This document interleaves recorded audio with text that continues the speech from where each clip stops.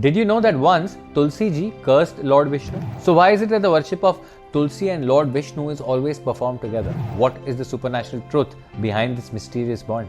The Shiva Purana tells us about Vrinda, the devoted wife of demon king Jalandhar. Due to her unwavering devotion and purity, Vrinda became an undefeatable challenge for the gods. Jalandhar was blessed with such a divine shield from Vrinda's chastity that every weapon and mantra of the gods became ineffective against him. To protect the gods from the terror of the demons, Lord Vishnu took the form of Jalandhar. He approached Vrinda, who mistook him for his husband and broke her vow of chastity. At that very moment, Jalandhar's divine shield shattered, and the gods defeated him. When Vrinda learned the truth, she was filled with sorrow, anger and pain. She cursed Lord Vishnu. "You have dishonored my devotion through deceit. May you turn to stone." And in that very moment, Lord Vishnu transformed into the Shaligram stone. However, moved by Vrinda's unwavering devotion and sacrifice, Vishnuji granted her the boon of immortality. He said, "Vrinda, you will remain immortal in the form of Tulsi. You will be my consort, and whenever I am worshipped, my worship will be incomplete without you." From that moment on, Tulsi became a symbol of purity, devotion and sacrifice. And the Shaligram, which is the stone form of Lord Vishnu, came to be considered incomplete without Tulsi. Can someone be the incarnation of Brahma, Vishnu and Mahesh all at once? The answer to this mystery lies in Lord Dattatreya. The Markandeya Puran tells us that gods and sages incarnate on earth to maintain the balance of the universe. In the Satyug, Sage Atri and his wife Anasuya, who were embodiments of purity and austerity, were meditating deeply to have children. Their devotion was so intense that all three, Brahma, Vishnu and Mahesh, appeared to grant them a boon. Now the three gods decided to test Anasuya's purity through a miracle. Disguised as beggars, they asked for food, but with one condition. They demanded to be served food where Anasuya wouldn't be wearing any clothes. Anasuya, with her divine power, transformed them into little children and lovingly fed them. In this sacred moment, the three gods revealed their true form and granted the boon.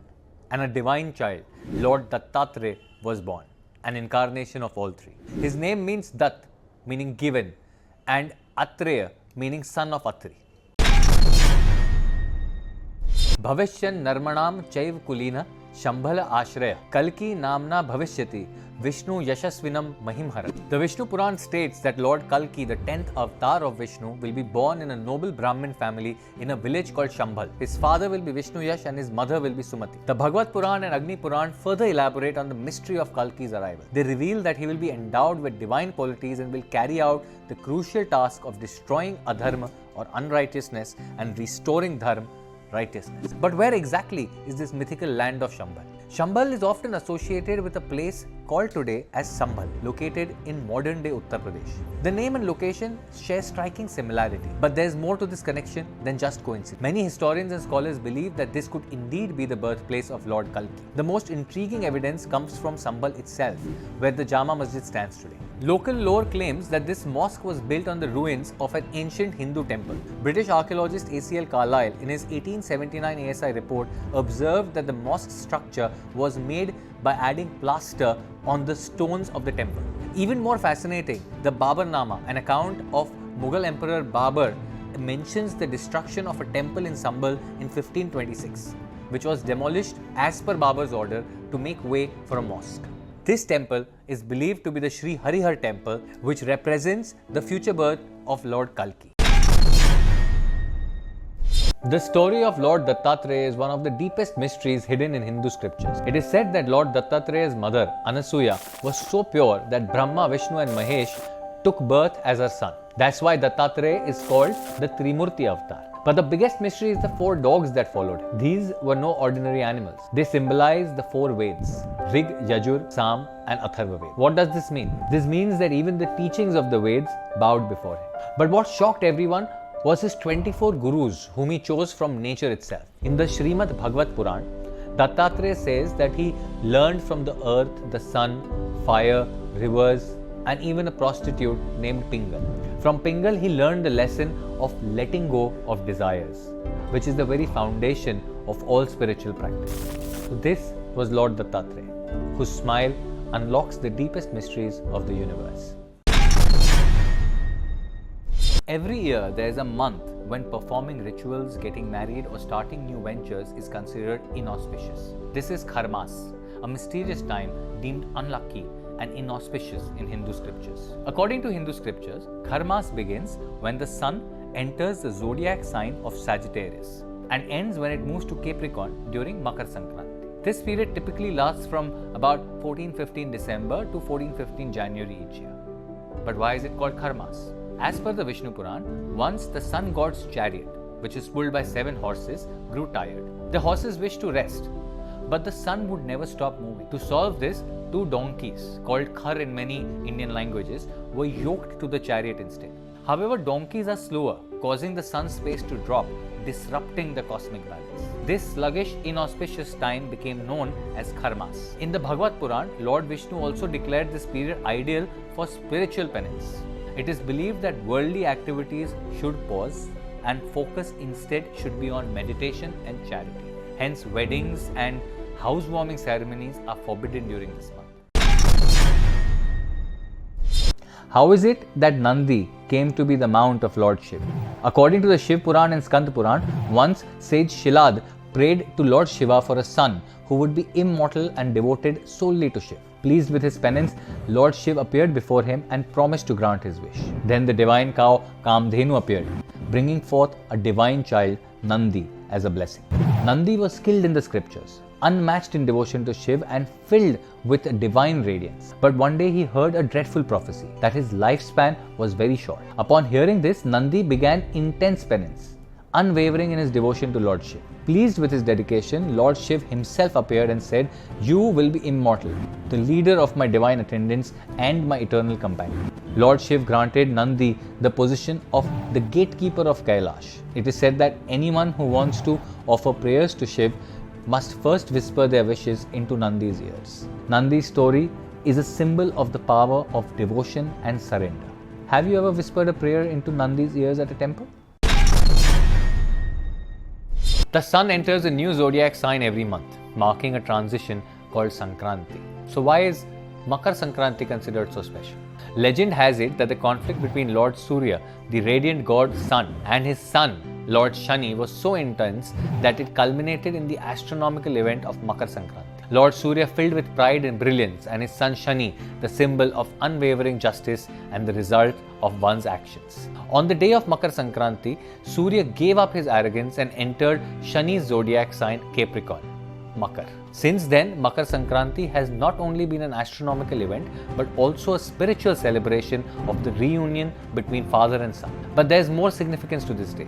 It is said that on this day, goddess Ganga descended from the heavens to the earth. According to the Skanda Purana, on Makar Sankranti, Lord Vishnu defeated the Asurs and buried their severed heads in the netherworld. It is also believed that the time of Uttarayan is considered the day of the gods, and during this period, attaining death is believed to lead to liberation and the attainment of heavens. On this very day, Bhishma Pitama left his mortal body and attained moksha.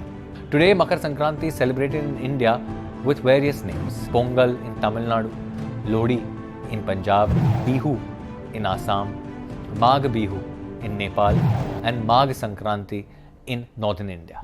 The spiritual message across all celebrations is the same: leave behind darkness and embrace the light.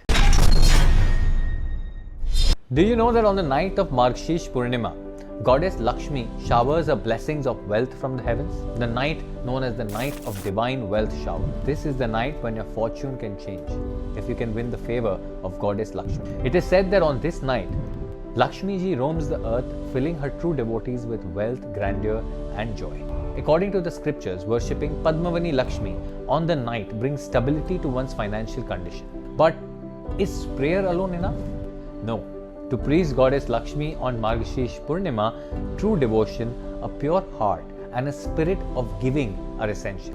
The charity you give on this night multiplies 100-fold.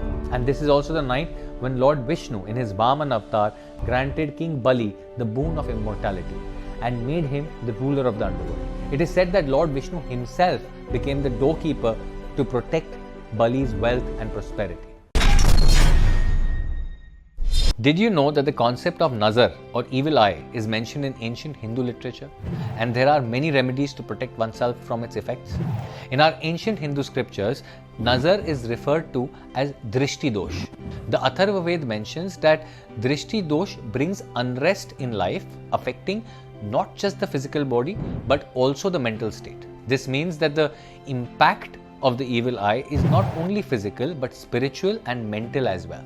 But why does evil eye affect people? The reason is given as mati drishti, a person's mind that is filled with jealousy or envy. According to Tantra Shastra, when the mind is filled with negative emotions, it becomes a cause of distress for others. But what happens when even fate, your luck, your destiny is against you? So what happens if you're affected by the evil eye? Drishti Rog happens when continuous problems arise in life and no good comes your way. Now we all know remedies like Nazar Battu, the chanting of mantras or wearing certain objects. But the Vishnu Purana talks about a unique type of evil eye buster, one that brings blessings and protection. It is the Tirthi Drishti. Unlike the harmful evil eye born of hatred, Tirthi Drishti is filled with divine power, offering positivity, prosperity and spiritual growth. The Vishnu Purana states, the vision of a pure soul, like that of a guru or a deity, is sacred and holds the power to protect you from all negativities. Did you know that the blazing bonfire of Lodi is not just a tradition, but a divine fire ritual that dates back to the time of the Rigveda? And the jaggery, sesame and peanuts which are offered to the fire aren't just food offerings, they are sacred sacrifices from ancient times. But what power does this offering attract? According to the Rigveda, Agnidev is the symbol of light, energy and wealth. In ancient times, when the winter harvest was ready, farmers would offer their first produce to Agnidev, believing he would bless them with prosperity and protection. Jaggery, which symbolizes sweetness and abundance, sesame, which brings strength and protection, and peanuts and gajak, which bless the future harvest. These offerings were not just a custom, they were a sacred yagya, a ritual of gratitude to nature and the gods. It is believed that by offering the first harvest to the Lodi bonfire, negative energies are burned away. Agnidev protects your family and grants blessings of prosperity. Whether it's the winter chill or the challenges of life, in front of Agnidev's fire, everything turns to ashes.